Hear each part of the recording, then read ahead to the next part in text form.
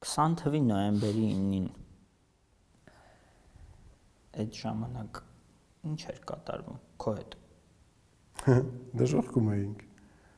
Դժոխքում էինք, շատ վատ էր, Մոսկվայում էի։ Ինֆորմացիա եկավ, որ իմ տան վրա գնացել են ինչ-որ մարդիկ, փեդերով, ինչ-որ բաներով զինված, ընկերներս գալիս են սպիտակ 06-ով, ուշ գիշերա գնում ենք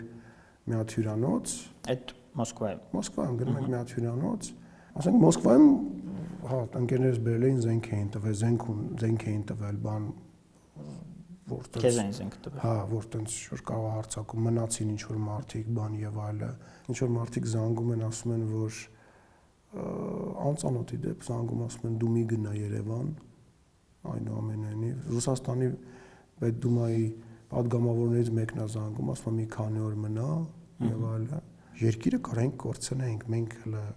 ջանդամին կներեք այս բարիս համար, երկիրն ենք կորցնում։